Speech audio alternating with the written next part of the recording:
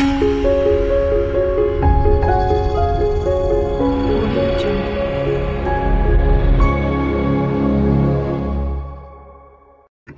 students, welcome to my channel. இன்னைக்கு நம்ம 12th maths chapter 6 exercise 6.1ல 8th sum பார்க்க போறோம். G is the centroid of ABCD ன்னு சொல்லிருக்காங்க. ஸோ ஒரு ABCDன்ற ட்ரையாங்கிள் நம்ம வரைஞ்சிக்கிட்டோம். அதுக்கு சென்டர் G நம்ம மார்க் பண்ணிக்கலாம். இப்போ இதுதான் வந்து இந்த மூணு வேல்யூவோட சென்ட்ராய்டுன்னு சொல்லியிருக்காங்க. இதில் வந்து 3 பார்ட் இருக்கு இல்லையா, இந்த 3 பார்ட்டையும் ஆட் பண்ணோம்னா டோட்டல் ஏரியா ஆஃப் ட்ரையாங்கிள் நமக்கு கிடைக்கும்னு சொல்லியிருக்காங்க. அதை வந்து 3 பார்ட்டையுமே வச்சு ப்ரூஃப் பண்ணலாம், இல்லைனா ஒரு பார்ட்டாக கூட நம்ம ப்ரூஃப் பண்ணலாம். எனி ஒன்று எடுத்து ப்ரூஃப் பண்ணலாம், ஏன்னா 3மே ஈக்குவல் சொல்லியிருக்கனால சிமிலர் வே அப்படின்ற மாதிரி நம்ம சொல்லிடலாம். இப்போ இது 3 ட்ரையாங்கிளுமே, அதாவது G of ABG, ACG, BCG, இது 3 ஈக்குவல் ஆஃப் ABC அப்படின்னு சொல்லியிருக்காங்க.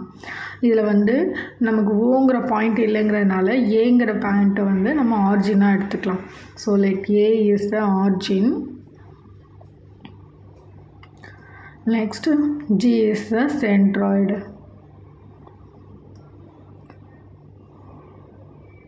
ஓகே. நெக்ஸ்ட்டு சென்ட்ராய்டோட ஃபார்முலா எடுத்துக்கலாம். சென்ட்ராய்டோட ஃபார்முலா என்னென்னா, நம்ம OG அப்படின்னு எடுப்போம். OG வெக்டார்னா OA + OB + O3 OC divided by 3 நம்ம எழுதுவோம். இதில் வந்து ஏங்கிற பாயிண்ட்டை தான் நம்ம ஆர்ஜினாக எடுத்துருக்கனால ஏ எடுத்துக்கிறோம். AG equal to AA vector, AB vector, AC vector divided by 3ன்னு எடுத்துருவோம், ஏன்னா ஏவை ஆர்ஜினாக எடுத்துருக்கனால. இப்போ OG வெக்டார் அதாவது AG வெக்டாரோட சென்ட்ராய்டோட ஃபார்முலா கண்டுபிடிச்சிட்டோம். இப்போ அடுத்தது area of triangle ABC. Area of triangle ABCயோட ஃபார்முலா என்ன, 1/2 modulus of AB vector cross AC vector. Okay, இதானே இதோட ஃபார்முலா. இப்போ இதில் பார்த்திங்கன்னா இந்த 3 வேல்யூலையுமே எனி ஒன்று எடுத்து கூட நம்ம ப்ரூஃப் பண்ணலாம். ஸோ ஃபஸ்ட்டு GABயை நம்ம எடுத்துக்கலாம். அதே மாதிரி ட்ரையாங்கிள் GAB. இப்போ GABக்கு என்ன ஃபார்முலா எழுதலாம், 1/2 ஆஃப் மாடுலஸ் ஏலேருந்து G அண்ட் ஏலேருந்து B. ஓகே, ஏலேருந்து Gயும் ஏலேருந்து Bயும் எழுதிக்கலாம். So AB vector cross AG vector, இதில் 1/2 AB வெக்டார் அப்படியே இருக்கட்டும். AG வெக்டார் நம்ம வேல்யூ கண்டுபிடிச்சிருக்கோம்ல, அந்த வேல்யூ இதில் அப்ளை பண்ணலாம். அதுக்கு முன்னாடி AA வெக்டார் இருக்குது இல்லையா, அந்த ரெண்டுமே ஒரே லைனில் வந்து நமக்கு பாஸ் ஆகாது. ஸோ அந்த வேல்யூ 0ன்னு ஆகிடும். பேலன்ஸ் உள்ளது மட்டும் எழுதிக்கலாம். AB vector plus AC vector divided by 3. இப்போ இந்த வேல்யூவை எடுத்து இதில் எழுதி அப்ளை பண்ணிக்கலாம். ஸோ AGக்கு பதிலாக cross AB vector plus AC vector divided by 3. இப்போ இதுலேருந்து இந்த 1/3யோட வேல்யூவை மட்டும் வெளியில் எடுத்துக்கலாம்.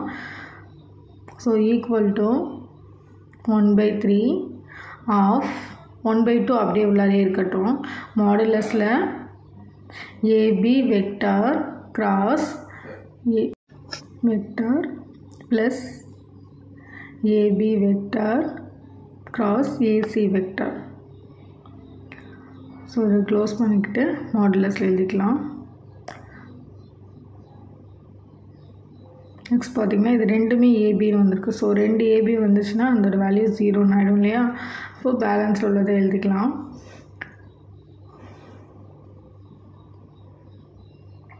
So equal to 1/3 of open ப்ராக்கெட்டில்